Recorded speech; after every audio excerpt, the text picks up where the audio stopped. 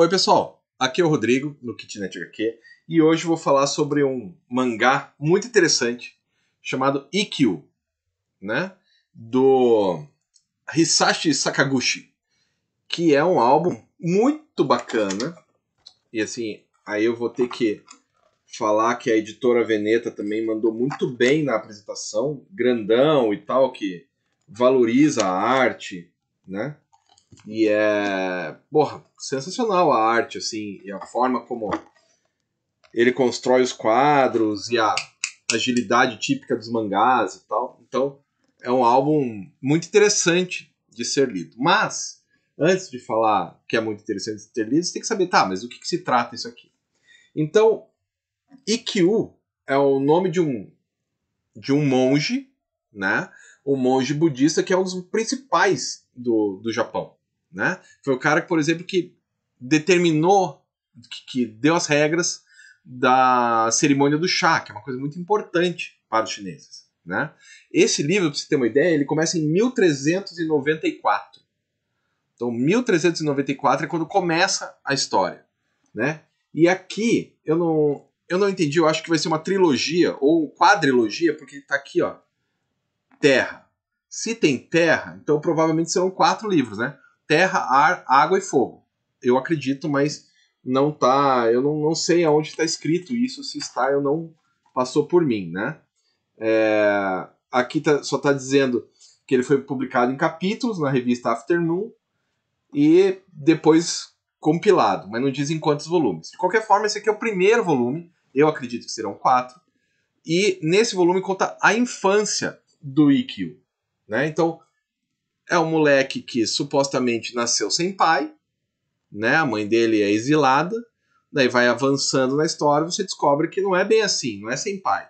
O pai dele era o imperador, e ele foi exilado porque ele não era exatamente o filho legítimo do imperador. A mãe também foi exilada. E daí a mãe, temendo pela vida do moleque, manda ele pro mosteiro e fala assim, ó, eu só vou encontrar com você de novo se você virar um bom monge. E isso fica na cabeça do moleque e ele fica o tempo inteiro tentando ser o melhor monge que ele pode ser por causa da mãe. Porque ele quer reencontrar a mãe. Né? Então ele vai para um mosteiro zen budista, né? Que esse é o esquema.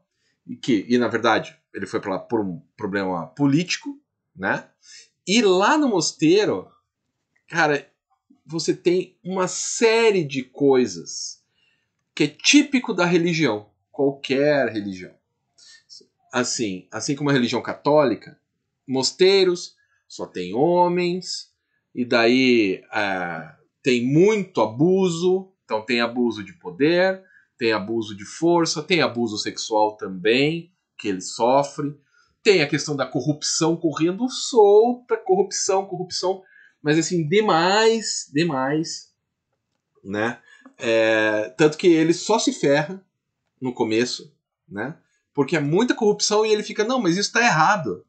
E dane-se, né? Como em qualquer religião institucional que é feita por pessoas, por seres humanos que são corruptíveis e, nesse caso, corruptos, né? Então ele começa a ver e aquilo tá dando uma coisa ruim nele, né? Ao mesmo tempo, ele tenta ser o melhor monge que ele pode ser. Ele tenta seguir as ordens, mas as ordens muitas vezes são conflituosas por causa da corrupção. Então isso é muito marcado. Uma outra coisa que é marcada aqui é que o Japão, nesse período, era dependente da China. Ele tinha acabado de ter sua independência, não que tenha sido colônia, mas de não precisar mais da China para subsistência. É nesse período aqui, 1400 e pouco. E ele fica falando o quanto que isso modificou o Japão. E o quanto que essas instituições religiosas ficaram cada vez mais hipócritas. Né? Então, assim, esse primeiro volume, eu não posso afirmar dos outros, mas se for marcar um território central dele, o território central dele é a hipocrisia da religião. É disso que ele está falando. Né? Tem poder, tem religião, tem política, tudo misturado e muita hipocrisia, principalmente com quem que tenha dinheiro. Quem é que tem a grana quem é que faz as coisas funcionarem. Inclusive, tem um momento, lembrando que isso aqui é 1400 e poucos, né? Porque começa em 94, 1394, mas daí ele fica mais velho e tal, 1400, 1402, e você percebe a questão do dinheiro entrando na sociedade. Porque antes era tudo escambo, e de repente tem o dinheiro entrando na sociedade. É neste momento do dinheiro entrando na sociedade que se encontra o livro também, né? Tanto que, aí agora um pouquinho de spoiler, não é tão spoiler assim, porque esse Ikkyo não é exatamente uma figura desconhecida, mas chega um momento em que ele vira peregrino, né? Ele vai peregrinar, ele vai celebrar a pobreza, ele vai viver como um pobre, né? E daí você vê como que o dinheiro mudou a sociedade chinesa, a sociedade japonesa. Então isso é muito legal. Porra, para um historiador, é sensacional de ver. Né? Uma outra coisa sensacional de ver é como esse monge, 1300 quebrado, se aproxima do São Francisco de Assis, da Igreja Católica. Um cara que tinha suas posses, que era rico, filho da aristocracia, que vai para a igreja, percebe a hipocrisia e decide largar tudo e viver como um pobre indigente no meio do povo e vendo as agruras que o povo passa. Então, assim, como tem vários historiadores que dizem que a Igreja Católica que a gente pensa hoje, a forma como a gente pensa a Igreja Católica ideal, é do São Francisco de Assis. E eu acho que o que pensam do Zen Budismo ideal passa muito pelo Ikkyo, né? E assim, é um mangá muito bom. Eu acho que se eu estudasse o Japão, eu ia ficar horas debruçado nesse quadrinho. Mesmo. Eu ia escrever vários artigos, ia fazer congressos e escambau, porque ele tem muita coisa aqui dentro, tem muita história aqui dentro. Né? Se não me engano, ó, aqui começa com o nascimento dele e vai só até ele ter, acho que 15 anos, ou 14 anos, ou 17 anos. Agora eu não vou conseguir saber assim quantos anos ele tinha, mas acho que é 17 anos, né?